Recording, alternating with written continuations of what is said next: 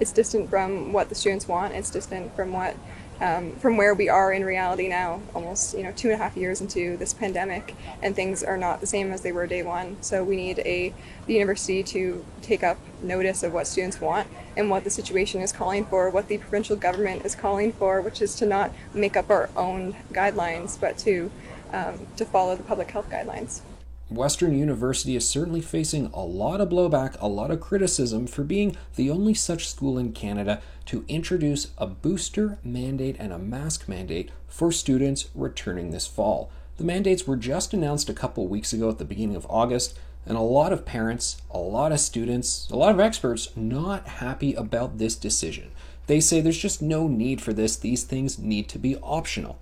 I saw Dr. Zane Chagla appearing on CBC National talking with Ian Hannah-Mansing about it, saying why it is not supported, talking about how the myocarditis risk is at its highest for young men in that age bracket there attending university. You've got to wonder what's going on with these decisions. And a lot of people frustrated at hearing the rumors that perhaps there were also some union negotiations, staffing negotiations going on with bringing in these mandates, that it wasn't 100% about following the science, capital T, capital S, on the science, that phrase that I think a lot of people have been rolling their eyes at now for quite some time. So what's going to happen next? Because you've got doctors going on television saying, I don't support this. This is not the way we need to go. We've got the Ontario Science Table that's since been disbanded, putting out their final report on issues, saying in the school system, well, you want school COVID rules to be the same as what they are in broader society. And well, broader society doesn't have a mask mandate in Ontario. It doesn't have a booster mandate. So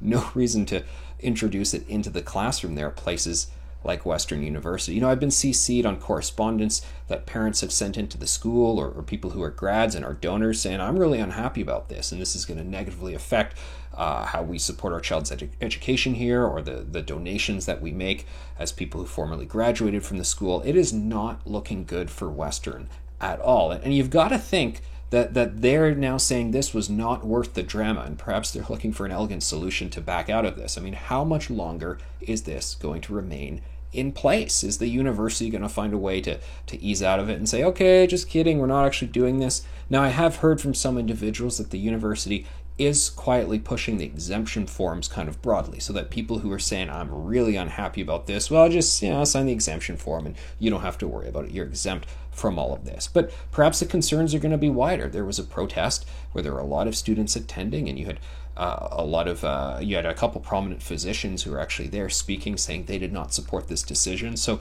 looks like the tide is really negative about Western University. Not that many people saying that they're doing something very wise here. So you got to wonder, are they actually going to do the right thing? And are they going to change their position and acknowledge that they made a mistake and allow for more flexibility? Other universities saying, we support you wearing the mask, or we recommend or encourage or what have you, but they're not mandating it. You got to let people choose, particularly fall 2022. Come on, Western, make the right choice.